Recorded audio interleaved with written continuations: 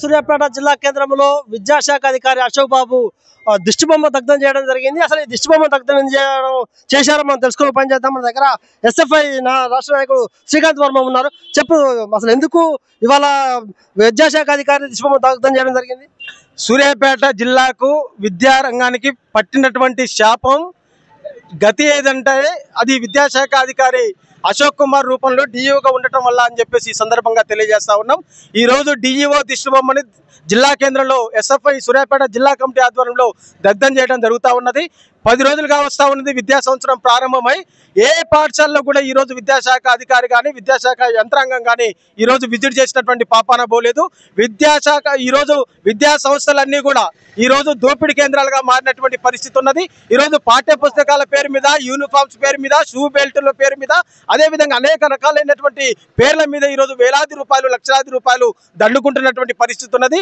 ఈరోజు ఏ ఒక్క పాఠశాలలో కూడా ఫిట్నెస్ లేని బస్సులు ఉన్నాయి. అదేవిధంగా క్వాలిఫైడ్ టీచర్ లేనటువంటి పరిస్థితి ఉన్నది. సరైన గ్రౌండ్ లేనటువంటి పరిస్థితి ఉన్నది. ఈరోజు ల్యాబ్స్ లేకుండా, లైబ్రరీ లేకుండా, వాటర్ లేకుండా, ఈరోజు కనీసం టాయిలెట్స్ లేనటువంటి పాఠశాలలు కూడా ఉన్నటువంటి పరిస్థితి ఉన్నది. అదేవిధంగా బిల్డింగ్ల మీద బిల్డింగ్లు కట్టుకొని ఈరోజు వాటికి కూడా పర్మిషన్ లేనటువంటి పరిస్థితి కూడా ఈ జిల్లాలో ఉన్నది.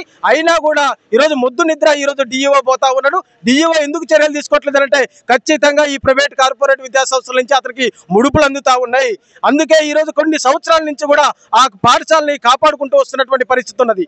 అదే మాదిరిగా ఈ జిల్లాలో ఈ సంవత్సరమే 10-15 స్కూల్స్ కొత్తగా వచ్చాయి. ఏ ఒక్క స్కూల్ కూడా ఈరోజు పర్మిషన్ లేదు.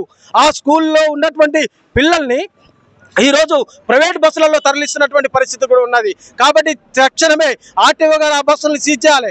అదేవిధంగా కలెక్టర్ గారు స్పందించి ఈ డిఈఓ గారిని సస్పెండ్ చేసి ప్రైవేట్ విద్యా సంస్థల మీద చర్యలు తీసుకోవాలని చెప్పేసి ఎస్ఎఫ్ఐ డిమాండ్ చేస్తాం. ముఖ్యంగా చెప్పండి, చివల మండలంలో ఉన్నటువంటి శ్రీ చైతన్య సెంట్రల్ సిలబస్ పేరుతో అమాయక విద్యార్థులతో చెరగాటం ఆడుతుంది. దాన్ని మీరు ఏమైనా చూస్తున్నారు? జిల్లా కలెక్టర్ గారికి మీరు ఏమేమి వినతిపత్రం ఇచ్చారు?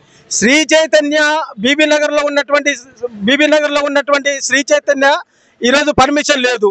అదేవిధంగా ఎస్ఆర్ ప్రైమ్ కి లేదు.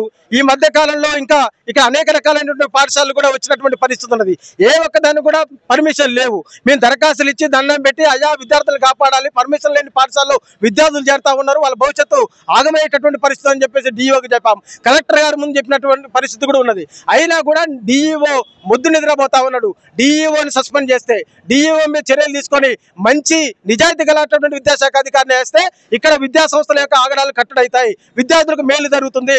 విద్యార్థులకు తక్కువ ఫీజులు వచ్చేటటువంటి ప్రయత్నం జరుగుతుంది. అదేవిధంగా ఈరోజు ఫీజుల నియంత్రణ చట్టం తీసుకురావాలని చెప్పేసి ఎస్ఎఫ్ఐ కొన్ని సంవత్సరాలుగా ఈరోజు డిమాండ్ చేస్తా ఉన్నది. ఫీజుల నియంత్రణ చట్టం లేదు, ఒక కమిటీ లేదు, పేరెంట్స్ కమిటీలు ఉండవు స్కూళ్ళల్లో. వాళ్ళు ఇష్టానురాజ్యంగా ఈరోజు బుక్స్ పేరు మీద, షూ బెల్ట్ల పేరు మీద అనేక రకాలైనటువంటి తోక పేర్లు పెట్టుకొని ఒలింపియాలని చెప్పేసి, అదేవిధంగా ఈరోజు టెక్నోలు, ఈ టెక్నోలు అని చెప్పేసి, ఎలెక్ట్లు అని చెప్పేసి అనేక రకాలుగా పేర్లు తగ్గించుకొని విద్యార్థి తల్లిదండ్రుల్ని ఆకర్షిస్తూ మోసగిస్తున్నటువంటి పరిస్థితి ఉన్నది. ఇది సరైనది కాదు. మేము ఖచ్చితంగా చెప్తా ఉన్నాం. విద్యాశాఖ అధికారికి ఇప్పటి వరకు దరఖాస్తులు ఇచ్చి దండం పెట్టాం. ఇప్పటి నుంచి ఖచ్చితంగా ప్రతి విద్యా సంస్థ ముందు ఎస్ఎఫ్ఐ బైఠాయిస్తుంది. ప్రతి విద్యా సంస్థలో పుస్తకాలు అమ్మితే ఖచ్చితంగా దాడులకైనా చేస్తాం. ఎన్ని కేసులు పెట్టా, ఎన్ని నిర్బంధాలు పెట్టా, విద్యాశాఖ అధికారులు స్పందించకపోతే ప్రతి స్కూల్లో అక్రమాలు జరుగుతున్నటువంటి ప్రతి స్కూల్ మీద ఎస్ఎఫ్ఐ ఆధ్వర్యంలో దాడులు చేస్తామని చెప్పేసి ఈ సందర్భంగా మేము హెచ్చరిస్తాం. ముఖ్యంగా చెప్పండి, ప్రైవేటు పాఠశాలలు ఏమో బాగా పెరిగిపోతున్నాయి, ప్రభుత్వ పాఠశాలలు మాత్రం ప్రశ్నార్థకంగా మారుతున్నాయి. దాని మీద మీ ఎస్ఎఫ్ఐ ఎట్లా పోరాడుతుంది? ఉమ్మడి నల్గొండ జిల్లా సూర్యాపేట జిల్లాలోనే ఈ 2 సంవత్సరాల నుంచి దాదాపు 300 పైగా ప్రభుత్వ పాఠశాలలు ఈరోజు తీసేసినటువంటి పరిస్థితి ఉన్నది. ఎందుకు తీసేస్తా ఉన్నారు? అక్కడ విద్యార్థులు లేరని చెప్పేసి ప్రభుత్వం చెప్తా ఉన్నారు. ఎందుకున్నారు? అక్కడ మౌలిక వసతులు కల్పించి నాణ్యమైనటువంటి విద్యను అందించి ఈరోజు ప్రభుత్వ పాఠశాలలో ఇల్లు వాటర్ ఫెసిలిటీ కానీ, టాయిలెట్స్ కానీ, ల్యాబ్స్ కానీ, లైబ్రరీ కానీ, మంచి ఆహారం కానీ, మంచి పాఠ్య పుస్తకాలు సరైన టైంలో ఇచ్చి వారికి ఇంగ్లీష్ మీడియం బోధన చెప్తున్నాం అని చెప్తా ఉన్నారు. అలాంటి శిక్షణ ఉపాధ్యాయులకు ఇంగ్లీష్ మీడియంలో చెప్పగలిగేటటువంటి శక్తి సామర్థ్యాలు పెంచి వారికి నాణ్యమైన ప్రమాణాలతో కూడిన విద్య అందిస్తే ఖచ్చితంగా ప్రభుత్వ పాఠశాల విద్యార్థులు ఉంటారు. పొమ్మన లేక పొగబెట్టినట్టుగా మీరు ఖచ్చితంగా ఇక్కడ మీ ఫెసిలిటీస్ ఉండవు, ఫ్యాకల్టీ ఉండదు, మీకు ఎలాంటి సౌకర్యాలు ఉండవు. కానీ దీంట్లో చదవాలని చెప్పేసి అంటే ఏ ఒక్క తల్లిదండ్రులు కూడా దాన్ని యాక్సెప్ట్ చేసే పరిస్థితి లేదు. అందుకే మంచి ప్రమాణాలతో కూడినటువంటి విద్యను ప్రభుత్వ విద్యా సంస్థలు అందించాలి. అందిస్తే ఖచ్చితంగా ప్రభుత్వ విద్యా సంస్థల్లో విద్యార్థులు ఉంటారు. ప్రభుత్వ విద్యా సంస్థలు బలోపేతం చేయాలి. కానీ ఈ ప్రభుత్వాలకు ప్రభుత్వ విద్యా సంస్థల్ని బాగా చెప్పండి, ప్రభుత్వ పాఠశాలలో ప్రభుత్వ ఉద్యోగస్తులు ఎవరైతే ఉన్నారో, అధికారులు ఎవరైతే ఉన్నారో, ప్రభుత్వ పాఠశాలలో వాళ్ళ పిల్లలు చదివకుండా ప్రైవేట్ పాఠశాల వైపు మొగ్గు చూపుతున్నారు. దాన్ని ఎట్లా చూస్తున్నారు? 99.99% ప్రభుత్వ టీచర్లు అందరూ కూడా ప్రైవేట్ కార్పొరేట్ విద్యా సంస్థలకు వెళ్తా ఉన్నారు. అంటే వాళ్ళు చదువుకున్నటువంటి చదువులకు అర్థం లేకుండా పోతా ఉన్నది. వారి మీద వారికి నమ్మకం లేనటువంటి పరిస్థితి ఉన్నది. వారి పేరెంట్స్ వాళ్ళ పిల్లల్ని ఈరోజు ప్రభుత్వ పాఠశాలలో చేర్పించకుండా చదివించకుండా వాళ్ళకి విద్యా బోధన చేయకుండా మిగతా పిల్లలు రమ్మని అన్నప్పుడు పేరెంట్స్ అందరూ కూడా ఈరోజు కూలి పని చేసుకునేటటువంటి ఎస్సీ ఎస్టీ బీసీ మైనార్టీ విద్యార్థులందరూ కూడా ఇబ్బందులు పడతా ఉన్నటువంటి పరిస్థితి ఉన్నది. వాళ్ళు ఖచ్చితంగా వాళ్ళ రక్తాన్ని చెమట బొట్టుగా మార్చి ఈరోజు రూపాయి కూడగొట్టి ఈరోజు ప్రైవేట్ కార్పొరేట్ విద్యా సంస్థలకు పంపుతున్నటువంటి పరిస్థితి ఉన్నది.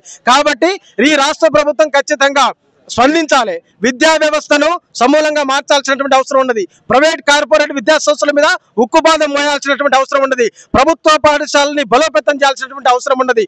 ఇటీవల కాలంలో అక్కడక్కడ ప్రభుత్వ పాఠశాలలో ఉన్నటువంటి ఉపాధ్యాయులు తమ పిల్లల్ని చేర్పిస్తున్నట్టుగా మీడియా ద్వారా చూస్తా ఉన్నాం. వారికి ఎస్ఎఫ్ఐగా మేము సంపూర్ణంగా ధన్యవాదాలు తెలియజేస్తా ఉన్నాం. ఓకే, సూర్యాపేట జిల్లా కేంద్రంలో ఎస్ఎఫ్ఐ ఆధ్వర్యంలో మాత్రము డిఈఓ అశోక్ బాబు దిష్టిబొమ్మ దగ్ధం చేయడం జరిగింది. ఎందుకంటే ముఖ్య కారణం ఏంటంటే సూర్యాపేట జిల్లాలో ఉన్నటువంటి ప్రైవేట్ పాఠశాల ఆధిపత్యానికి మాత్రము అశోక్ బాబే ఆజ్యం వస్తుందని చెప్పొచ్చు. ఎందుకంటే యూకేజీకి ఒక పిల్లగాడు చదవాలంటే 30,000 నుంచి 10వ తరగతి వరకు లక్షల రూపాయలు చెల్లించవలసి ఎంత ఆవశ్యకత ఉంది. ఎందుకంటే ప్రభుత్వ పాఠశాలలు మాత్రము బలోపేతం కావట్లేదు. రోజుకు వాటి పనితీరు కూడా అధ్వానంగా మారుతుంది. ఎందుకంటే వీళ్ళు ఎస్ఎఫ్ఐ నాయకులు కాదు, మేధావులు చెప్పేది ఏంటంటే ప్రైవేట్ పాఠశాలలో ఎవరైతే అధికారులు ఉన్నారో లేకపోతే రాజకీయ నాయకులు ఉన్నారో వాళ్ళ పిల్లల్ని ప్రైవేట్ పాఠశాల వైపు మళ్లించడంతోనే ఇక్కడ ఉన్నటువంటి ప్రభుత్వ పాఠశాల మాత్రం మనుగడ కోల్పోతుంది. ఖచ్చితంగా అధికారులు కావచ్చు, రాజకీయ నాయకులు కావచ్చు, లేకపోతే విద్యార్థి సంఘ నాయకులు కావచ్చు, వాళ్ళ పిల్లల్ని కూడా గవర్నమెంట్ పాఠశాలలో చదివిస్తే మాత్రం గవర్నమెంట్ పాఠశాలలు బలోపేతం అవుతాయని కూడా వాళ్ళు పేర్కొంటున్నారు.